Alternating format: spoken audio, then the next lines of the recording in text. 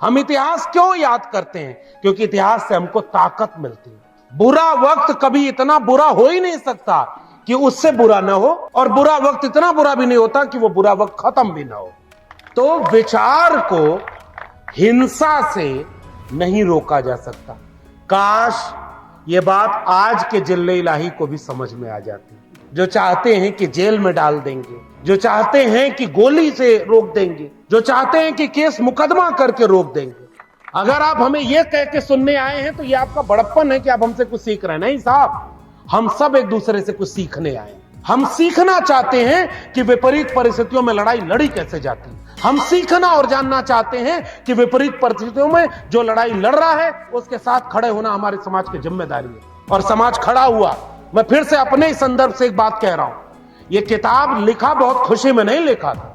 नौकरी से निकाला गया 14 साल पढ़ाने के बाद। 14 साल में 40 बार मुझे रिन्यूअल लेटर मिला। 40 बार मुझे कहा गया कि तुम एक अच्छे प्रोफेसर बन सकते हो, ये लो अगले 4 महीने के लेटर ले जाओ। इलाहाबाद यूनिवर्सिटी का topper, gold medallist of the batch.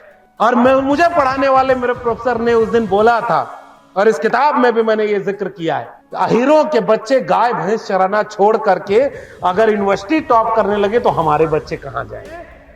500 किताबों का संस्करण छपता है और एक संस्करण बिक जाता है तो उसका प्रचार होता है कि एक संस्करण बिक गया 1 महीने में। 8000 किताबों का एक संस्करण छपा और 30 दिन में लगभग 40,000 किताबें ये बिक चुकी हैं। तो ये मेरे समाज का मुझे दिया गया प्रेम है। मेरा समाज मेरी हिम्मत है। इस हिम्मत को जितना आप मजबूत करेंगे उतना किसी आरएसएस और बीजेपी के सामने डरे और झुके बिना एक प्रोफेसर लक्ष्मण यादव तन करके खड़ा रहेगा और आपकी आंख में आंख मिला करके कहेगा कि जालिम तानाशाहों के सामने न हम डरे हैं न हम झुके हैं। पिरसा फुले अंबेडकर पेरियार की लड़ाई को आगे बढ़ाते चलेंगे। एगो जंगल में बाघ और गधा झगड़ा करने लगे। अब कौन बाघ है कौन गधा है आप डिसाइड करिएगा। इसलिए गधावा कहने लगा कि घास काले रंग की है। बाघ कहने लगा कि अरे पागल है, घास हरे है, दिख नहीं रही है। गधावा बोला कि नहीं नहीं घास काली है। बाघ बोला अरे नहीं भाई घास हरी है, दिख नहीं रहा है, ऐसे कैसे तुम झूठ बोल सकते हो। उसने कहा नहीं पटकी पटका होगा। उसने कहा नहीं चलो राजा के यहाँ फैसला होगा। राजा वहां शेर बैठा हुआ था, शेर के पास दोनों बोले। बाघ जाकर बोला कि अरे राजा साहब हाय गधावा कह रहा है कि घास काले रंग की है, गधा कह रहा है कि बिल्कुल घास काले रंग की है, बाघ झूठ बोल रहा है कि घास हरे रंग की। राजा दोनों को सुना और फैसला सुनाया, गधा सही कह रहा है, गधे को इनाम दिया जाए और बाघ को सजा दी जाए, 1 साल के लिए तुम जंगल छोड़कर कहीं चले जाओ। गधावा नाचते गाते मेरी झोपड़ी के भाग आज खुल गए और जाते हुए चला गया। बाघ जाकर शेर से पूछा कि हुजूर ये कैसा अन्याय है, आप सामने देख रहे हो कि घास हरी है और आपने गधे को सही कह दिया और मुझे गलत, सजा मुझे दे दी। मेरा वाक्य सुनना मेरे लोगों। शेर ने कहा कि यह सजा इस बात के लिए नहीं है कि तुम गलत बोल रहे हो, घास हरी है ये मैं भी जानता हूं। सजा इस बात के लिए है कि अपना सारा काम छोड़कर तुम गधे से बहस कर रहे हो। मतलब अब तुम्हारे जीवन में केवल यही काम है कि गधावा से बहस करें कि घास काली है कि नहीं ली। 85% बहुजन समाज के लोगों खोज लेना आप किस पर बहस करती है। मैं सबसे केवल ये गुजारिश कर रहा हूं, इस 50 दिन केवल एक ही बात जहां जाऊंगा वही बोलूंगा। प्रोफेसर साहब हमने यही तय किया है, टू द पॉइंट। बचेंगे ना तो बिरसा फुले अंबेडकर पेरियार पर घंटों भाषण दे लेंगे, नहीं बचेंगे ना तो जय भीम बोलने के लिए भी पुलिस से परमिशन लेनी पड़ेगी। ये बात लिख करके रख लीजिए। ये कार्यक्रम भी आप नहीं कर पाएंगे, सीधी सी बात मेरी कहनी। और फिर केवल यही दोष देते रहिएगा कि फला पार्टी ने प्रमोशन में रिजर्वेशन का बिल फाड़ दिया था। आज तो उनको भी उसकी सजा मिल रही है ना भाई। फला पार्टी ने बहुजन को सर्वजन कर दिया था, उनको भी सजा मिल रही है। तो जिन्होंने गलती की उसकी सजा तो उन्हें मिल रही है। अब इसके आगे का रास्ता क्या होगा? केवल एक रास्ता है, जो संविधान विरोधियों को रोके आंख बंद करके उनका साथ दे दीजिएगा। मेरा केवल निवेदन इतना मानकर जाइएगा। बहुत धन्यवाद। और बहुजन समाज के एक दिवसीय सेमिनार,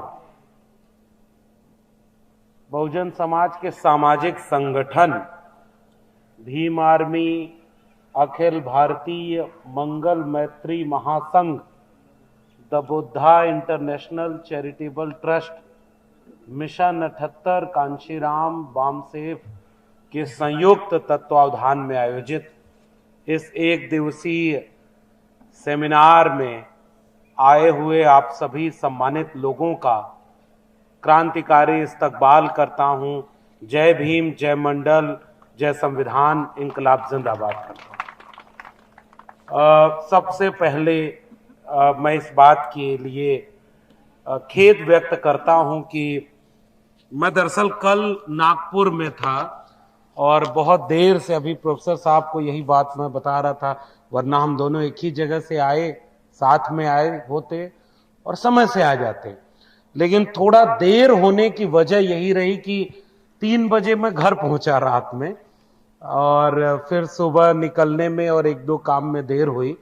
लेकिन चूंकि हमने एक वादा कर रखा था कि हम इस कार्यक्रम में जरूर शामिल होंगे और हमारे किसी और के वादे की गारंटी हो ना हो, लेकिन अभी हम लोग चूंकि इतने बड़े नहीं हुए कि वादा करें और गारंटी निभाएं ना, इसलिए आज आपके बीच में थोड़ा देर से पहुंच पाए, इसके लिए मैं खेद व्यक्त करता हूं। और मंच पर बहुत सम्मानित लोग बैठे हुए हैं, सामने सभागार में भी बहुत सम्मानित लोग बैठे हुए हैं। बहुत सारे लोग अपनी बात रखे होंगे, मैं सुन नहीं पाया, लेकिन मैं उम्मीद करता हूं कि जैसे जब आयोजक ने फोन किया तो मैं नहीं जानता था कि कौन लोग हैं।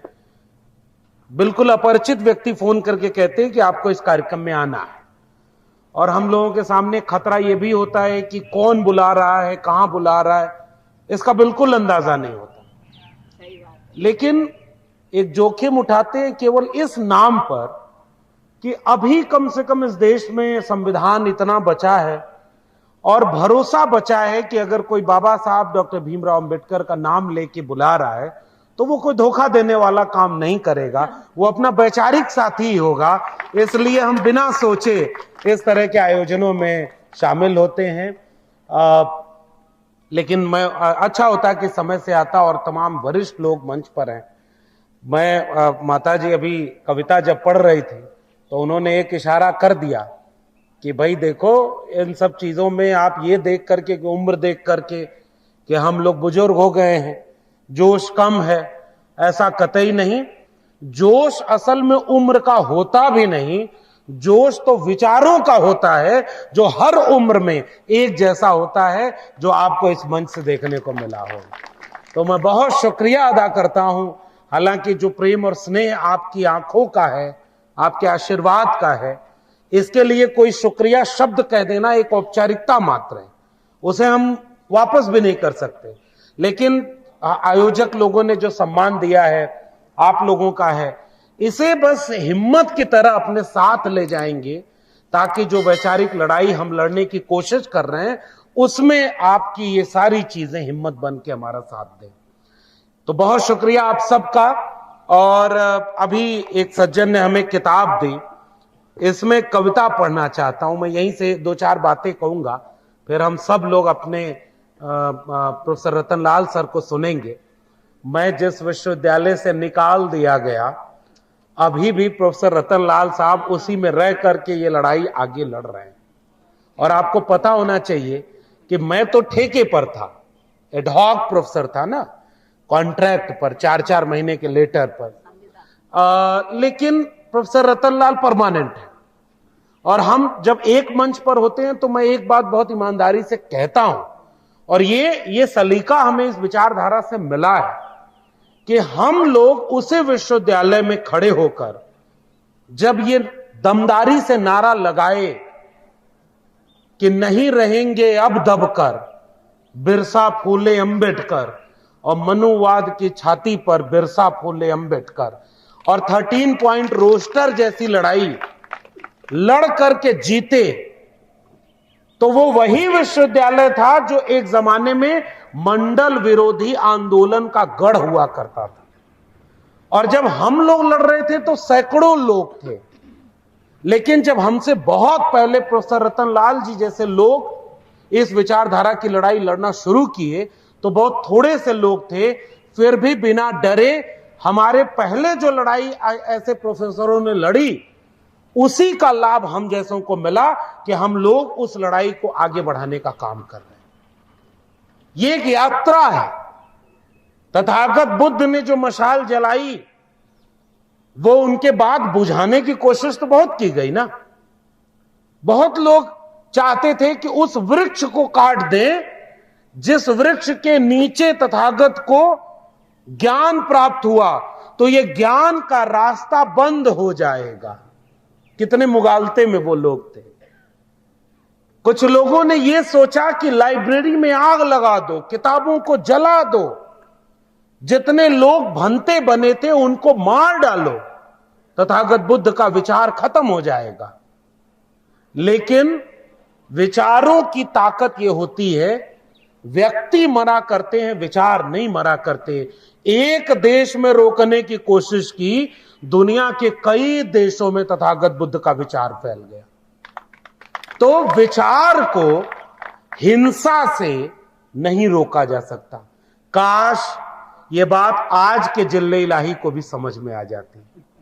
जो चाहते हैं कि जेल में डाल देंगे, जो चाहते हैं कि गोली से रोक देंगे, जो चाहते हैं कि केस मुकदमा करके रोक देंगे। मैं क्यों प्रोफेसर रतनलाल से यह बात शुरू कर रहा हूं? मैं कॉन्ट्रैक्ट पर टीचर था तो मुझे निकाल दिया, नौकरी छीन ली। लेकिन प्रोफेसर रतनलाल को अभी तक प्रमोट नहीं किया है। अभी आएंगे, वो अपनी बात भी बताएंगे। मेरे कॉलेज के एक प्रोफेसर 1.5 पन्ने का आर्टिकल लिख करके प्रमोट होकर के प्रोफेसर बन गए, एसोसिएट से प्रोफेसर बन गए। 3 लाख रुपए शायद तनख्वाह है, 1.5 पन्ने। मेरे कॉलेज के प्रोफेसर है। कुंजी लिख करके लोग प्रिंसिपल बन गए, और जो देश भर में विचारों का प्रोफेसर बना है, आज भी उनको प्रमोट नहीं किया। इसलिए ताकि डर जाए। लक्ष्मण यादव को नौकरी से निकाल दोगे तो बाकी लोग जो देश भर में होंगे वो डर जाएंगे कि अगर विश्वविद्यालय में रह करके आप बोलेंगे तो या तो प्रोफेसर रतनलाल की तरह आपका प्रमोशन रोक दिया जाएगा, या तो लक्ष्मण यादव की तरह आपको नौकरी से निकाल दिया जाएगा। उनको लगा था कि नौकरी से निकाल देंगे तो चुप हो जाएगा, डर जाएगा, गिड़गिड़ाने लगेगा कि नहीं हुजूर, कैसे मेरे घर का रोटी चूल्हा चलेगा, मुझे नौकरी दे दो। हमने तय किया कि जुल्म के साए में लब खोलेगा कौन, और हम भी चुप रहे तो फिर बोलेगा कौन। भाई एक बात बताओ, नौकरी छोड़ दी बाबा साहब भीमराव अंबेडकर ने। हम इतिहास क्यों याद करते हैं? क्योंकि इतिहास से हमको ताकत मिलती है। बुरा वक्त कभी इतना बुरा हो ही नहीं सकता कि उससे बुरा ना हो, और बुरा वक्त इतना बुरा भी नहीं होता कि वो बुरा वक्त खत्म भी ना हो। बाबा साहब अंबेडकर पढ़ने गए। मैं जब सीखता हूं, एक ओबीसी घर के लोगों को तो समझाने ही नहीं दिया गया। अभी जब दिनेश जी बोल रहे थे यहां खड़े होकर, मैं और लोगों को नहीं सुन पाया, लेकिन विचारधारा की लड़ाई कैसे लड़कर आगे बढ़ाई जाती है। आज जब ऐसे ओबीसी घरों के लोग इतनी शिद्दत से बहुजन विचारधारा को याद कर रहे हैं, तो हमें लगता है कि प्रोफेसर रतनलाल बार बार कहते हैं कि यह घटना नहीं संकेत है। मैंने एक किताब लिखी है, उसमें प्रोफेसर रतनलाल के इस वाक्य को भी लिखा है कि यह घटना नहीं संकेत है। नाम चूंकि सबके बदल दिए, क्योंकि किताब है ना, लिखित दस्तावेज है, तो हम कॉलेज का नाम वही नहीं रख सकते थे, हम लोगों का नाम।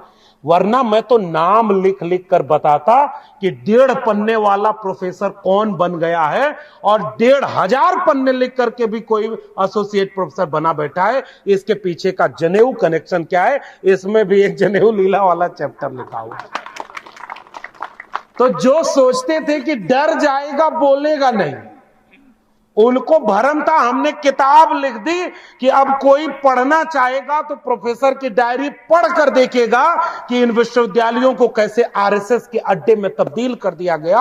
और हमारी एक साथी है डॉक्टर रितु सिंह, वो अभी भी आंदोलन कर रही है। थोड़ा हमारे निकालने में और उसके निकालने में एक फर्क था। मुझे एक प्रक्रिया का पालन करके इंटरव्यू लेकर के बाहर कर दिया। उन्होंने नियम ही ऐसा बनाया है कि जिसका मन करेगा उसको रखेंगे। लेकिन डॉक्टर रितु सिंह को जातिवादी आरोप लगाकर, जातिवाद का शिकार करके, झूठे बच्चों से कंप्लेन करा करके, साजिश करके उसे नौकरी से निकाल दिया गया और वो आज भी लड़ रही है। तब मैंने अपनी किताब में एक चैप्टर लिखा है, गोबर गौशाला और डॉक्टर नीतू सिंह का आंदोलन। नाम बदलना पड़ा है क्योंकि मैं सीधे नाम अपनी किताब में नहीं लिख सकता। तो क्या है, विश्वविद्यालय आज देश के कहां पहुंचे हैं? जहां डॉक्टर रितु सिंह आंदोलन कर रही है, उसी के 10 कदम पर एक कॉलेज है जिसमें गौशाला बनाने का प्रस्ताव पास किया गया था। मतलब जहां देश के स्कूल, कॉलेज, विश्वविद्यालय में रिसर्च होना चाहिए ना, वहां गोबर और गौशाला की बात हो रही। तब इसमें एक चैप्टर देखा कि बीएचयू का एक पॉलिटिकल साइंस डिपार्टमेंट का प्रिंसिपल अपने कैंपस के सामने प्रेस कॉन्फ्रेंस करता है कि हम बीएचयू कैंपस में गोबर से विज्ञान ढूंढ करके उससे खाद और उससे औषधि बनाने का काम करेंगे। तो उसने डीयू वालों को लेटर भेजा कि तुम जो अपने डिग्री कॉलेज में गौशाला बना रहे हो, उससे गोबर सप्लाई करना बीएचयू। बाद में पता चला कि नहीं, सप्लाई नहीं हो पाएगा क्योंकि डीयू ही अब ज्यादा गोबर जरूरत है उसको, इसलिए बाहर गोबर नहीं भेज पाए। हमने अपनी आंखों से अपने विश्वविद्यालयों को गाय, गोबर, गौमूत्र में जाते देखा है, इसलिए हमारी जिम्मेदारी थी कि ये किताब लिखकर लोगों को बताएं। प्रोफेसर तो बहुत होंगे ना, लेकिन आप भी अगर जानते होंगे किसी प्रोफेसर का नाम, तो वो प्रोफेसर रतनलाल का नाम जानते होंगे, क्योंकि वो केवल नौकरी करके, प्रोफेसर रतनलाल कहते हैं कि पेट पूजवा लोग हैं। पेट पूजवा, हमने बहुत कुछ सीखा है एक दूसरे से। तो पेट पालने का काम तो बहुत लोगों ने किया, और जिस मान्यवर कांशीराम का इस आयोजन समिति में एक संगठन बना हुआ है, उन्होंने एक नारा दिया था, पे बैक टू सोसाइटी। आज तमाम बड़े बड़े प्रोफेसर, कुछ एक वाइस चांसलर भी होंगे, प्रिंसिपल भी होंगे, उनको देश में कोई नहीं जानता, लेकिन प्रोफेसर रतनलाल को लोग जानते हैं। और एक प्रोफेसर जिसकी नौकरी छीन ली, उसको नहीं, ये तो आपका बड़प्पन है। मतलब मैं एक बात बस कहना चाह रहा हूं, और अपने लोगों को यह कहना चाह रहा हूं, हमारे बहुत सारे साथियों ने जाकर शाखा ज्वाइन की। प्रोफेसर साहब बैठे हुए हैं, ये इस बात की तस्दीक करेंगे। शाखा ज्वाइन की, वहां जाकर के कहने लगे कि मैं सबसे बड़ा हिंदू हूं, और उनको नौकरी मिल गई, परमानेंट हो गए, वो प्रोफेसर बन गए, वाइस चांसलर बन गए, प्रिंसिपल बन गए, लेकिन उनको कोई पूछने वाला नहीं है। बिना नौकरी के भी इतना आंख में हमारे खुददारी बची है कि आपके सामने खुलेआम आके कहते हैं कि चाहे नौकरी गई या रहे, उनके सामने हमने झुकना कबूल नहीं किया, और आज भी यहां आपके आंख के सामने खड़े। अगर मैं झुक जाता तो यहां खड़े होकर बाबा साहब पर लंबी लंबी फेंकने, भाषण देने नहीं आ पाता। हालांकि बहुत सारे लोग ऐसा कर रहे हैं, हालांकि बहुत सारे लोग जोर से जय भीम बोलते हैं, बाबा साहब के मिशन की बात करते हैं, और वहां जाके कहते हैं कि हुजूर अब की अगर हमको एक कमेटी में रख लेते तो हम भी बाहर जाकर के जोर से धर्म का नारा लगाएंगे। बाबा साहब को किसने धोखा दिया? अपने लोगों ने भी तो धोखा दिया। जो दुश्मन वैचारिक है, वो तो जो काम कर रहा है वो तो आपके सामने। इसलिए मैं सबसे पहले आज बहुत सारी बातें नहीं करूंगा। हम प्रोफेसर रतनलाल जो मुझसे बातें रहेंगी वो बोलेंगे और एक दिशा दिखाएंगे। मैं 2-3 बातें ही करने आया हूं, क्योंकि बहुत सारी बातें तो आप हमारी सुनते ही रहते हैं यूट्यूब पर। आज आप इतने वरिष्ठ लोग हैं, अपने अपने क्षेत्र के बहुत वरिष्ठ लोग होंगे। मैं इसीलिए जब माता जी के जिक्र कर रहा था तो मैंने कहा कि मुझे ऐसे मंचों पर कई बार संकोच होता है, एक हिचक होती है कि जितनी मेरी उम्र होगी उससे ज्यादा उम्र जिन लोगों ने संघर्षों में खपा दिया, वो मंच पर बैठे होते हैं, सामने बैठे होते हैं। इसलिए उनके सामने हम कौन सी नई बात ऐसी कह देंगे जो आज तक नहीं कही गई, या मेरे पास कौन सी ऐसी नई बात है जो बाबा साहब ने नहीं कहा हो, मान्यवर कांशीराम ने नहीं कहा हो। वो बातें ऑलरेडी कही गई हैं। इस कार्यक्रम का मकसद यह होता है कि हम आपसे हिम्मत लें और आप हमसे थोड़ी हिम्मत लें, और जब इस कार्यक्रम के बाद अपने इलाकों में वापस लौटें तो इस मिशन के कारवां को आगे बढ़ाने की कोशिश करें। इससे ज्यादा इस कार्यक्रम का कोई मकसद नहीं है। अगर आप हमें यह कह के सुनने आए हैं तो यह आपका बड़प्पन है कि आप हमसे कुछ सीख रहे हैं। नहीं साहब, हम सब एक दूसरे से कुछ सीखने आए हैं। हम सीखना चाहते हैं कि विपरीत परिस्थितियों में लड़ाई लड़ी कैसे जाती है। हम सीखना और जानना चाहते हैं कि विपरीत परिस्थितियों में जो लड़ाई लड़ रहा है उसके साथ खड़े होना हमारे समाज की जिम्मेदारी है। और समाज खड़ा हुआ। मैं फिर से अपने ही संदर्भ से एक बात कह रहा हूं, यह किताब लिखा बहुत खुशी में नहीं लिखा था। नौकरी से निकाला गया 14 साल पढ़ाने के बाद। 14 साल में 40 बार मुझे रिन्यूअल लेटर मिला। 40 बार मुझे कहा गया कि तुम एक अच्छे प्रोफेसर बन सकते हो, ये लो अगले 4 महीने के लेटर ले जाओ। इलाहाबाद यूनिवर्सिटी का topper, gold medallist of the batch. और मुझे पढ़ाने वाले मेरे प्रोफेसर ने उस दिन बोला था, और इस किताब में भी मैंने ये जिक्र किया है, हीरो के बच्चे गाय भैंस चराना छोड़ करके अगर यूनिवर्सिटी टॉप करने लगे तो हमारे बच्चे कहां जाएंगे। और तब मैं ओबीसी लोगों को एक बात बार बार कहना चाहता हूं, दिनेश जी ने बहुत अच्छा भाषण दिया। मानवर कांशीराम को हम इसीलिए याद करते हैं, इस देश में बाबा साहब अंबेडकर के लिए पहली साजिश ये की गई कि उनको मिटा दिया जाए, कोई जानने ना पाए। 1980 में जाकर उनका पहला समग्र संकलन प्रकाशित हुआ। 1990 में जाकर उनको भारत रत्न मिला। अब तो भारत रत्न ऐसा हो गया है कि एक तुम ज्यादा नाराज हो, एक तुम भारत रत्न रख लो, एक तुमको दिक्कत है तुम्हारा वोट चाहिए, अच्छा एक गठबंधन तोड़वाना है, एक भारत रत्न तुम भी रख लो। ऐसे भारत रत्न बांटा जा रहा है, उसका कोई कदी नहीं बचा। कल्पना करिए कि जिस भारत रत्न को बाबा साहब डॉक्टर भीमराव अंबेडकर को दिया गया, उसी भारत रत्न को ऐसे लोगों को भी दिया गया जिन्होंने इस देश में सांप्रदायिकता की आग लगाई। उस रत्न में कितना रत्न बचा हुआ है। लेकिन जब तुमने भारत रत्न बाबा साहब को नहीं भी दिया था ना, वो अपने विचारों से विश्व रत्न बन चुके थे और आगे भी बने रहेंगे। इसलिए हम बाबा साहब अंबेडकर को अपना नायक मानते हैं। उन्हें भी यह साबित करने की कोशिश की गई कि अगर बाबा साहब को मिटा ना पाओ तो दलितों का नेता बना दो, केवल दलितों के नेता हो जाए। मान्यवर कांशीराम उस शख्स का नाम है जिसने 85% की बात करते हुए कहा कि चमचा युग एक किताब लिखी है। मेरा बड़ा प्रिय वाक्य है। और जब हम लोग विद्रोही लोग एक जगह जुट जाते हैं तो एक दूसरे को हिम्मत देते हैं। मानवर कांशीराम ने लिखा कि जिन्हें जवानी में चमचागिरी की लत लग जाती है, उनकी सारी उम्र दलाली में गुजर जाती है। समझदार को इशारा काफी। आपके भी आसपास कुछ चम्मच घूम रहे होंगे। और एक ही किताब लिखी है मानवर कांशीराम ने। देखिए, सबके लड़ने का तरीका अलग होता है। मानवर कांशीराम से लोग कहते थे कि आप किताबें लिखिए। मानवर कांशीराम ने कहा जितना लिखना था बाबा साहब ने लिख दिया। बाबा साहब ने किताबों को जोड़ा, मैं लोगों को जोड़ूंगा। और एक ही जीवन में किताब लिखी, चमचा योग, और वो पर्याप्त है। जब जब आपको कुछ चमचे नजर आएंगे आगरा में खड़ा होना, तो थोड़ा इशारा आप भी समझिए कि आगरा से क्या क्या इतिहास जुड़ा हुआ है। प्रोफेसर रतनलाल का ट्वीट में देख रहा था, तो मैं वो वाला संदर्भ छोड़ दूंगा क्योंकि प्रोफेसर रतनलाल उसको विस्तार में बताएंगे कि इसी आगरा में बाबा साहब के सामने भी क्या हुआ और इसी आगरा में बाबा साहब ने क्यों कौन सी चेतावनी भी दी थी। लेकिन हमने चेतावनियां कहां मानी, बिखरते चले गए, लड़ते चले गए।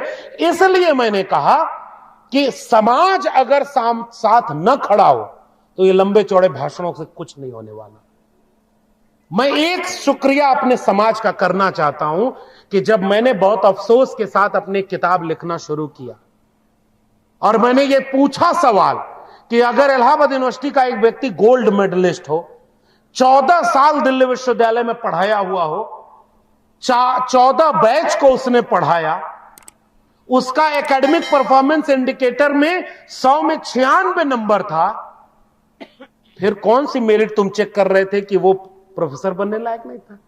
क्योंकि इंटरव्यू के बाद बोला गया कि लक्ष्मण यादव को नौकरी से निकालना है, बाकी आप जिसको मन करे उसको नौकरी से रख लो। ये मेरिट है। आरक्षण लागू हुआ तो उसी दिल्ली विश्वविद्यालय में नारे लगे थे कि मेरिट की हत्या नहीं सहेंगे। पुराने लोग, जितने वरिष्ठ लोग हैं, जानते होंगे। आरक्षण विरोधी आंदोलन का गढ़ कौन था? दिल्ली विश्वविद्यालय। और 52 नंबर वाले को वहां पर परमानेंट कर दिया और 96 नंबर वाले को वहां से निकाल दिया। बताओ मेरिट की हत्या कौन कर रहा है? और इस किताब को आपको इसलिए भी पढ़ना चाहिए। अब तक जीवन में अपना प्रचार नहीं किया, लेकिन प्रोफेसर रतनलाल से बहुत कुछ सीखा है। वो इशारे में बस कह रहा हूं कि अगर अपने से अपने समाज को बात नहीं बताई जाएगी तो हमारा समाज भी ताली उली बजाकर चला जाता है। फूल माला तो खूब पहनाता है, लेकिन उसके बाद इसलिए समझदार को इशारा का भी बहुत प्रबुद्ध लोग यहां बैठे हुए। इस किताब को आप पढ़िए, ये कहने आपसे आया हूं। और इसलिए मत पढ़िए कि मेरी किताब है, बिकेगी तो मुझको कोई लाभ मिलेगा। इसलिए पढ़िए क्योंकि हमारे और आपकी विचारधारा की लड़ाई स्कूल, कॉलेज और विश्वविद्यालय की लड़ाई थी, कलम और किताब की लड़ाई थी। और आज आपकी स्कूल, कॉलेज, विश्वविद्यालय कितने बर्बाद हो गए हैं, इसको जानने के लिए इस किताब को पढ़ना चाहिए आपको। हमारे देश के विश्वविद्यालयों में भाई भतीजावाद बाहर, देश के प्रधानमंत्री कहते हैं परिवारवाद से लड़ना है। मेरे दिल्ली विश्वविद्यालय में कई प्रोफेसर ऐसे हैं जो संघ की शाखा में जाते हैं, अपने परिवार के दर्जनों लोगों को नौकरी दिलवा दिए, दर्जनों लोगों को नौकरी दिलवा दी। वो परिवारवाद नहीं है क्या?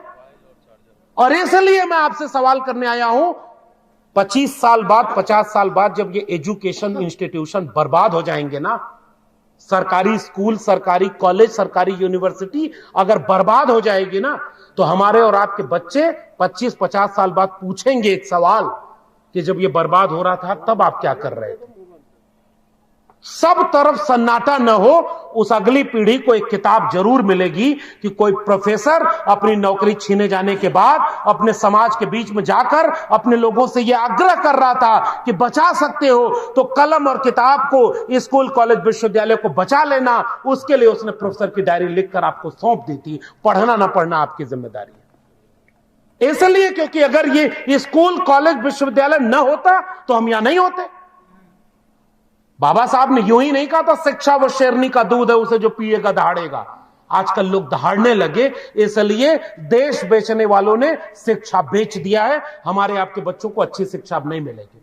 आगरा में पता लगाओ आप सरकारी स्कूल कैसे हैं और उन सरकारी स्कूलों में किनको घरों के बच्चे पढ़ने जाते हैं। और अगर आपकी जेब में पैसा है तब आपके बच्चे अच्छे कॉन्वेंट स्कूल में पढ़ने जाएंगे। बताओ आप, कॉन्वेंट स्कूल में कोई आरक्षण लागू है क्या? प्राइवेट यूनिवर्सिटी में कोई आरक्षण लागू है क्या? शिक्षा अगर बिक गई तो कोई आरक्षण मिलेगा क्या? तो आधा आरक्षण तो अपने आप खत्म, आधा संविधान अपने आप खत्म। कौन सी लड़ाई हम लड़ रहे हैं जिसमें सब कुछ खत्म हो रहा है और हम जोर से जय भीम, जय मंडल, जय पेरियार सब बोल रहे हैं? क्योंकि हम बिखरे हुए हैं। ये कहानी इसलिए अपने से, अपने जेब के खर्चे से अगर इस किताब को गांव गांव पहुंचा सकते हैं तो पहुंचाइएगा, ताकि लोग पढ़कर जाने कि स्कूल, कॉलेज, विश्वविद्यालय के अंदर कितना खतरनाक खेल खेला जा रहा है। और आधा मेरे समाज ने प्रेम और प्यार दिया। प्रोफेसर रतनलाल बैठे हैं, 500 किताबों का संस्करण छपता है और एक संस्करण बिक जाता है तो उसका प्रचार होता है कि एक संस्करण बिक गया एक महीने में। 8000 किताबों का एक संस्करण छपा और 30 दिन में लगभग 40,000 किताबें ये बिक चुकी हैं। तो ये मेरे समाज का मुझे दिया गया प्रेम है। मेरा समाज मेरी हिम्मत है। इस हिम्मत को जितना आप मजबूत करेंगे उतना किसी आरएसएस और बीजेपी के सामने डरे और झुके बिना एक प्रोफेसर लक्ष्मण यादव तन करके खड़ा रहेगा और आपकी आंख में आंख मिला करके कहेगा कि जालिम तानाशाहों के सामने न हम डरे हैं न हम झुके हैं।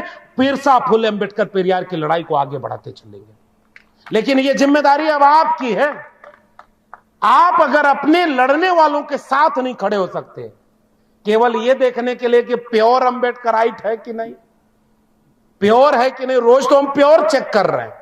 अभी जैसे मंच पर एक बहुत वरिष्ठ साथी ने बोल दिया ये दोनों पार्टी वाले सब बर्बाद हैं, तो फिर अभी आपका गांव वाला पूछेगा वोटवा किसको दे, तब क्या बताइएगा? वोट तो देना पड़ेगा ना भाई।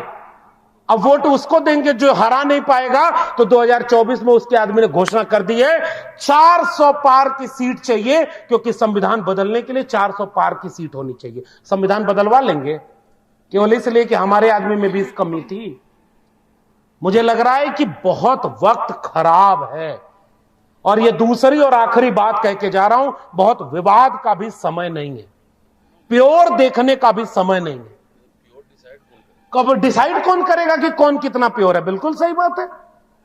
आज आपको यह निर्णय लेना है कि जो संविधान बदलने की बात करता है उसे सत्ता में आने से कैसे रोकें, वरना आने वाली पीढ़ियों को आप ये समझा ही नहीं पाएंगे कि वो संविधान इसलिए बदल लिया गया क्योंकि हम आपस में एक दूसरे को प्योर खोज रहे थे। सीधा सा मेरा कहना है, बचेंगे ना तो एक दूसरे से आपस में समझौता करके लड़ लेंगे कि ओबीसी ने गलत किया, कि दलित ने गलत किया, कि फला पार्टी ने गलत किया, कि फला नेता ने गलत किया। जब कोई बचेगा ही नहीं तो गलती किसकी गिनाओगे? मारे जाएंगे तो सारे मारे जाएंगे, ये बात याद रखिएगा। मुसलमानों के घरों पर बुलडोजर चला तो दलितों पिछड़ों को लगा कि हमारे घर पे तो आ नहीं रहा, हमको क्या जरूरत है बोलने की। बताइए कितने लोग उनका बुलडोजर के सामने खड़े हुए थे?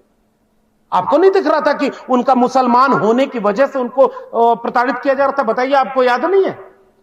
किसी के घर में फ्रिज में क्या रखा था इसको चेक करके सरेआम लिंचिंग करके मार दिया गया। हम और आप बोले क्या? फिर कल जो दलितों पर आया तो ओबीसी क्या कर रहा था? और जब ओबीसी पे आएगा तो बोलेगा कौन? किसान वहां लड़ रहे हैं तो कितने दलित पिछड़े आदिवासी संगठन, भले ही लड़ाई में 10 में 5 बातें हमारी मतभेद वाली हो, लेकिन 5 जगह अगर हमारी लड़ाई एक है तो बताइए एक होने का वक्त है कि नहीं है? और अगर इतनी विपरीत परिस्थिति में भी आप एक नहीं हो सकते तो हमें नहीं उम्मीद है कि खुद अगर बाबा साहब यहां लौट कर आ जाएं तब भी आप एक नहीं होगे, तब भी आप कहोगे ओरिजिनल मामला नहीं है। मैं इसलिए कोई और इधर उधर की बात करने की बजाय टू द पॉइंट बात करना चाहता हूं। 50 दिन अगले जो बचे हैं ना, ये बहुत कुछ डिसाइड करने वाले हैं और हमने भी ये तय किया, न्यूनतम सहमति पर अधिकतम एकता बनाने का दौर है ये। अधिकतम सहमति नहीं हो पाएगी भाई। जमीन पर जाएंगे तो रोज लड़ाई दलित की दलित से है, ओबीसी की ओबीसी से है, रोज तो हम आपस में लड़ रहे हैं। सच सच बताइएगा, आयोजक लोग जितने हैं यहां, आपके कितने संगठन ऐसे हैं जो आपस में नहीं लड़ते हैं? पता हमको भी है क्योंकि हम भी यहां आ रहे थे तो हमें भी बहुत लोग फोन करके बताते हैं। अब छोड़ दीजिए, मैं इसको बढ़ाने के लिए ये बात नहीं कह रहा हूं।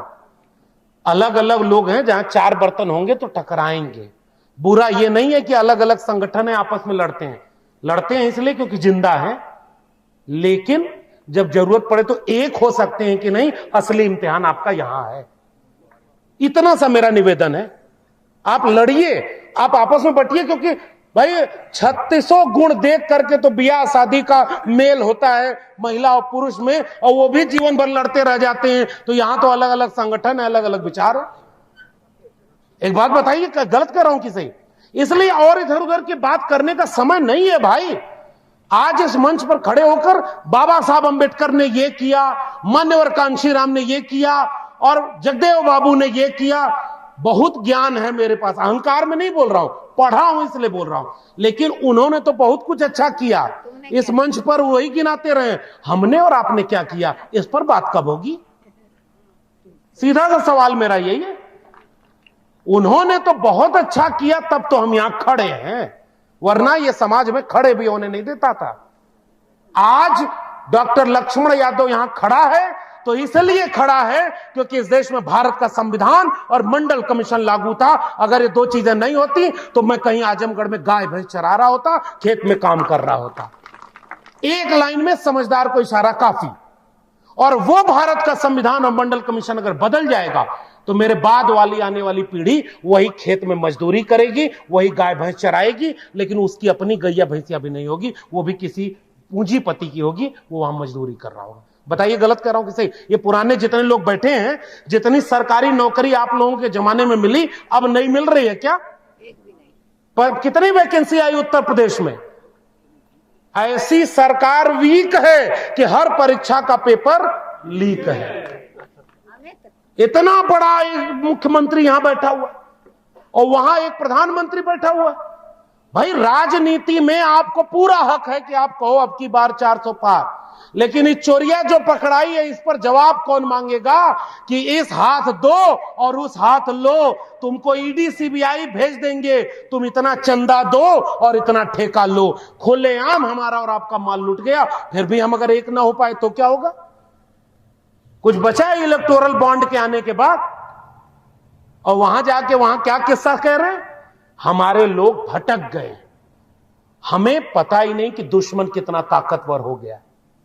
लेकिन हम आज तक तो यही कहते रहे साहब 85% हम हैं। कहां, किस जगह पे 85% एक होते तो इतना छोटा कार्यक्रम होता? मैं एक सवाल पूछ रहा हूं, इसका मतलब 85% बटे हुए हैं। जितनी सुरक्षित सीटें हैं, आज की तारीख में सबसे ज्यादा दलित पिछड़े सांसद किस पार्टी के पास हैं? संविधान विरोधी पार्टी के पास है कि नहीं? हमारे आपके लोग वहां चले गए कि नहीं? कुल्हाड़ी में लकड़ी किसकी लगी है और लकड़ी जंगल को दिखा करके कुल्हाड़ी का साथ दिया जा रहा है, और हम लोग गलत जगह पे भटके हुए हैं। रोज पॉलिटिकल पार्टी बन रही। एक वो कहानी एक दो सुना करके फिर बात खत्म करूंगा, फिर प्रोफेसर साहब को सुनेंगे हम लोग। दो कहानी सुनाऊंगा बस, दो। मैं थोड़ा भोजपुरी इलाके का हूं, ये ब्रज का इलाका है, आगरा मोहब्बत का शहर है। यहां पर लोग मोहब्बत की बात करते हैं। एक शहंशाह ने बनवा के हंसी ताज महल हम गरीबों को दिया, मोहब्बत की निशानी दी है। जब एक कवि ने ये कविता लिखी ना कि हम गरीबों को मोहब्बत की निशानी दी है, तो दूसरा एक जनता का कवि था, उसने कविता लिखी कि एक शहंशाह ने बनवा के हंसी ताजमहल, हम गरीबों की मोहब्बत का उड़ाया है मजाक। यही लड़ाई विचारधारा की, इसलिए हमारी लड़ाई विचारधारा की है। और किस असली मुद्दे पर टिके रहना हमारा इम्तिहान का वक्त है। एगो जंगल में बाघ और गधा झगड़ा करने लगे। अब कौन बाघ है कौन गधा है आप डिसाइड करिएगा। इसलिए गधावा कहने लगा कि घास काले रंग की है, बाघ कहने लगा कि अरे पागल है, घास हरे है, दिख नहीं रही है। गधावा बोला कि नहीं नहीं घास काली है। बाघ बोला अरे नहीं भाई घास हरी है, दिख नहीं रहा, ऐसे कैसे तुम झूठ बोल सकते हो? उसने कहा नहीं पटकी पटका होगा। उसने कहा नहीं चलो राजा के यहां फैसला होगा। राजा वहां शेर बैठा हुआ था, शेर के पास दोनों बोले। बाघ जाकर बोला कि अरे राजा साहब, हाय गधावा कह रहा है कि घास काले रंग की है, गधा कह रहा है कि बिल्कुल घास काले रंग की है, बाघ झूठ बोल रहा है कि घास हरे रंग की। राजा दोनों को सुना और फैसला सुनाया, गधा सही कह रहा है, गधे को इनाम दिया जाए और बाघ को सजा दी जाए, 1 साल के लिए तुम जंगल छोड़कर कहीं चले जाओ। गधावा नाचते गाते मेरी झोपड़ी के भाग आज खुल गए और जाते हुए चला गया। बाघ जाकर शेर से पूछा कि हुजूर ये कैसा अन्याय है, आप सामने देख रहे हो कि घास हरी है और आपने गधे को सही कह दिया और मुझे गलत, सजा मुझे दे दी। मेरा वाक्य सुनना मेरे लोगों। शेर ने कहा कि यह सजा इस बात के लिए नहीं है कि तुम गलत बोल रहे हो, घास हरी है ये मैं भी जानता हूं, सजा इस बात के लिए है कि अपना सारा काम छोड़कर तुम गधे से बहस कर रहे हो। मतलब अब तुम्हारे जीवन में केवल यही काम है कि गधावा से बहस करें कि घास काली है कि नहीं ली। 85% बहुजन समाज के लोगों, खोज लेना आप किस पर बहस करते हो। असली मुद्दे पर अगर बहस नहीं किया तो आपका माल लुटा जाएगा और फिर यही हिसाब किताब करते रह जाएंगे। कौन सी पॉलिटिकल पार्टी ने कितना किसको टिकट दिया, बहुजन विरोधी हो गई। किस पार्टी ने हमारे मन के नेता को टिकट नहीं दिया, बहुजन विरोधी हो गई। फला पार्टी का नेता वो काम कर दिया, बहुजन विरोधी हो गया। सारे नेताओं को आपने बहुजन विरोधी कर दिया, वोट डालने कहां जाओगे? मेरा एक सवाल का जवाब दे देना। अगर कई चुनाव देश में लड़े जाते हैं किसी को जिताने के लिए, 2024 का चुनाव लड़ा जा रहा है किसी को जीतने से रोकने के लिए। केवल मैं यही आग्रह कर रहा हूं, जो उन संविधान के बदलने वालों को रोक सकता है उन्हें ही आप वोट दीजिएगा। इशारे में केवल इतनी बात कहूंगा क्योंकि यह राजनीतिक मंच नहीं है, यह एक वैचारिक मंच है। अभी अगर ये संविधान बदल गया, और 2-3 एग्जाम्पल देकर के कि संविधान बदल कहां रहा है गांव में जाके समझाने की जरूरत है। गुजरात के मुख्यमंत्री से जब चले थे प्रधानमंत्री बनने तो कहे थे ना ओबीसी मां का बेटा हूं, 14 में ओबीसी मां का बेटा बोले, 19 में बोले अति पिछड़ी मां का बेटा हूं, और जब 24 आते आते ये हुआ कि जाति जनगणना करवाकर सबको सबका हिस्सा दे दीजिए, तो कहे जातियां होती ही नहीं है, जाति केवल गरीब और अमीर की होती है। ये धोखा दिख रहा है कि नहीं इस देश के ओबीसी लोगों को? जब आप अपना हक मांग रहे हैं तो ओबीसी बदल गया। आज तक कोई ओबीसी ऐसा हो सकता है क्या विचारधारा से, जो 10 साल इतने बड़े पद पर रहने के बाद एक बार भी मंडल कमीशन का नाम न ले? ईडब्ल्यूएस आरक्षण, जिसको प्रोफेसर साहब कहते हैं सुदामा कोटा, उसको देने के लिए देश में कोई आंदोलन नहीं हुआ था ना। मंडल कमीशन की रिपोर्ट कहती है कि 52% आबादी को 52% आरक्षण मिलना चाहिए, लेकिन सुप्रीम कोर्ट ने कहा कि 50% की लिमिट है, इसलिए आरक्षण की सीमा बढ़ा नहीं सकते। 10% आरक्षण जिस दिन लागू हुआ, लिमिट टूट गई ना। अगर देश में ओबीसी प्रधानमंत्री है तो आज ही क्यों नहीं घोषणा करता कि 52% आबादी ओबीसी को 52% रिजर्वेशन देंगे, तब हम मानते थे कि तुम ओरिजिनल ओबीसी हो, वरना हम कहते रहेंगे कि तुम फेक ओबीसी हो। इसलिए क्योंकि हमने हमारे ओबीसी लोगों को पता ही नहीं, ओबीसी को बांट दिया, बड़ जात बतियौला से या छोट जात लतियौला से। गांव में कहानी, आप लोगों के यहां भी जातिवाद तो खूब चलता होगा भाई। अहिर गणरिया कुर्मी चोर, धर सारे का टंगरी तोर, भूल गए क्या इतिहास? अब अहिर गणरिया कुर्मी, अहिर का ताकतवर ओबीसी में कौन जाती है, कुर्मी से ताकतवर कौन जाती है? तो सबसे ताकतवर को अगर इतनी खराब गाली दी गई तो बाकी लोगों की हालत क्या होगी? कामयाब क्यों है वो इसलिए पता है, क्योंकि उन्होंने अहिर कुर्मी 2-4 जातियों को दुश्मन बनाकर पेश कर दिया और नीचे वाली जातियों का वोट लेके चले गए। हमारे लोगों ने भी गलती की कि हमारे लोग नीचे वाले लोगों को जोड़ नहीं पाए। नीचे जब मैं कह रहा हूं तो संख्या में कम की बात कर रहा हूं, कोई ऊंचा नीचा की बात नहीं। दिनेश जी ने अभी बहुत शानदार बात कही कि छोट जात, ऊंच जात, बड़ी जात, छोटी जात, तो नहीं होता।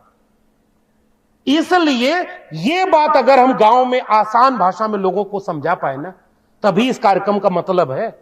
इतना पैसा खर्च करके आयोजक जानते होंगे, आयोजन समिति के लोग जानते होंगे, 2 रुपया चंदा आज किसी से मांग लीजिए तो कोई जेब से निकालने को तैयार नहीं। लेकिन वो जो कथा सुनाने वाले का कह रहे थे ना, वहां जाके उधार मांग के दे देंगे। कथा में अगर भगवान नाराज हो गए तो क्या होगा? कोनो बाबा साहब नाराज होते हैं क्या? इसलिए क्योंकि लोग सहयोग बहुत कम करते हैं। मंच पर इतने लोग बैठे हैं, 2 आदमी भी अगर भाषण नहीं दे पाएगा तो निकलते ही जाके कहेंगे कार्यक्रम बहुत खराब था, बड़ा गड़बड़ है, समाज का कुछ नहीं होगा। और जो भाषण दे लेगा, जैसे मेरी तरह आप इतना सम्मान दे रहे, मैं निकलूंगा तो कहूंगा वाह क्या बढ़िया कार्यक्रम था। हम तो इतने छोटी छोटी चीज में खुश और नाराज हो जाते हैं ना।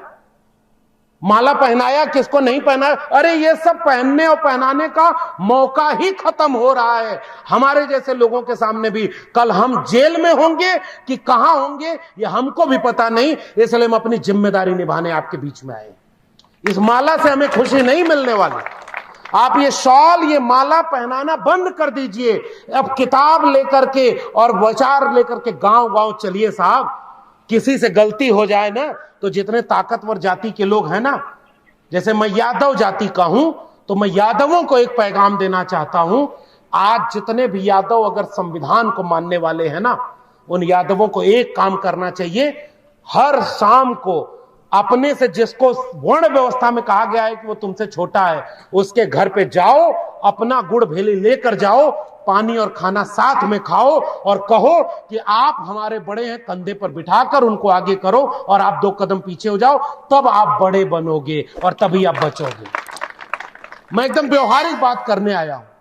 अगर आपको यह भ्रम रहेगा कि हम यादव हैं, हमारी आबादी तो 10%, 12%, हमें कौन मारेगा?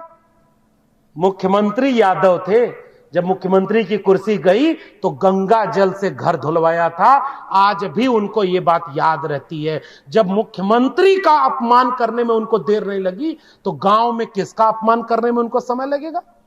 इसलिए जो सबसे ज्यादा अपने को ताकतवर समझते हैं ना, उनकी जिम्मेदारी ज्यादा है। अगर दलित समाज की बात करेंगे तो उसमें जितने जाटव लोग हैं, अब जिम्मेदारी उनकी है। आप सच सच बताइए कि नीचे वाले लोग उधर वोट दे रहे हैं कि नहीं? हमारे लोग किधर वोट दे रहे हैं? और हमारे लोग वोट न दें तो 36-35% पे वो चुनाव जीत जाएंगे क्या? इसलिए उनके काम पर लगा दिया गया है। कई बाबा घूम रहे हैं बाजार में, पर्चा बना रहा है, कोई वो रुद्राक्ष बांट रहा है। हमारे घर की महिलाएं, इतना बड़ा मंच है, दादी न बैठी होती तो केवल पुरुष बैठे हैं। ये कौन सा क्रांति हो रही है यहां पर? ये सारे पुरुष लोग अपने अपने घर की महिलाओं को नहीं लेके आए, तो वोट महिला कहां देगी आपको पता चलेगा? आधा तो ईवीएम गड़बड़ करेगी। जिले इलाई एक दिन परीक्षा पर चर्चा विद्यार्थियों पर भाषण दे रहे थे, तो एक विद्यार्थी से पूछा उन्होंने कि बताओ बेटा तुम्हें सबसे कठिन पेपर कौन सा लगता है? तो बच्चा शरारती था, देख के बोला बैलेट पेपर। डर तो उनको भी लगता है। जिसके पास ईवीएम है, जिसके पास इलेक्टोरल बॉन्ड का करोड़ों अरबों रुपया चंदा है, जैसे ही चुनाव शुरू होगा वो पैसा बांटेगा कि नहीं बांटेगा? हर एक आदमी को पेड वर्कर बना के आपके गांव में रोज घुमा रहा है कि नहीं घुमा रहा? हम और आप क्या कर रहे हैं? हमारे पास न पैसा है, हमारे पास न ईवीएम है, हमारे पास न पुलिस प्रशासन है, हमारे पास न बाबा है जो घर में प्रवचन करके वोट उधर देते हैं कि भारत का संविधान बदलना है और हिंदू राष्ट्र बनाना है। बताओ, ये बाबा का काम है? ये सारे बाबा तो उस पार्टी का एजेंट बना हुआ है। तो सब कुछ उनके पास है, हमारे पास क्या है? कुछ भी नहीं। केवल एक रास्ता है। आखिरी वाक्य कह के जा रहा हूं। यह किताब किसी सज्जन ने लिख के भेजी। ऐसे किताब जो विचारों को एक करके जाने की बात करती है। मैं सबसे केवल ये गुजारिश कर रहा हूं, इस 50 दिन केवल एक ही बात, जहां जाऊंगा वही बोलूंगा। प्रोफेसर साहब, हमने यही तय किया है, टू द पॉइंट। बचेंगे ना तो बिरसा, फूले, अंबेडकर, पेरियार पर घंटों भाषण दे लेंगे। नहीं बचेंगे ना तो जय भीम बोलने के लिए भी पुलिस से परमिशन लेनी पड़ेगी। यह बात लिख करके रख लीजिए। यह कार्यक्रम भी आप नहीं कर पाएंगे, सीधी सी बात मेरी कहनी। और फिर केवल यही दोष देते रहिएगा कि फला पार्टी ने प्रमोशन में रिजर्वेशन का बिल फाड़ दिया था। आज तो उनको भी उसकी सजा मिल रही है ना भाई। फला पार्टी ने बहुजन को सर्वजन कर दिया था, उनको भी सजा मिल रही है। तो जिन्होंने गलती की उसकी सजा तो उन्हें मिल रही है। अब इसके आगे का रास्ता क्या होगा? केवल एक रास्ता है, जो संविधान विरोधियों को रोके, आंख बंद करके उनका साथ दे दीजिएगा। मेरा केवल निवेदन इतना मानकर जाइएगा। आपने आयोजन में बुलाया, मुझे अभी तुरंत कहीं निकल के जाना है, लेकिन मैं बैठकर सुनूंगा। कार्यक्रम खत्म होने के बाद जाऊंगा। लेकिन गुजारिश केवल यही है, और वादा रहेगा, हम और प्रोफेसर साहब दोनों लोग रहेंगे, फिर आएंगे और इस क्रांति की मिसाल को जलाएंगे। लेकिन शर्त यह है कि 24 में संविधान विरोधियों को दिल्ली आने से रोक दीजिएगा। फिर मिलेंगे। बहुत बहुत धन्यवाद। जय भीम, जय मंडल, संविधान जिंदाबाद, उल कुलान जिंदाबाद, इंकलाब जिंदाबाद।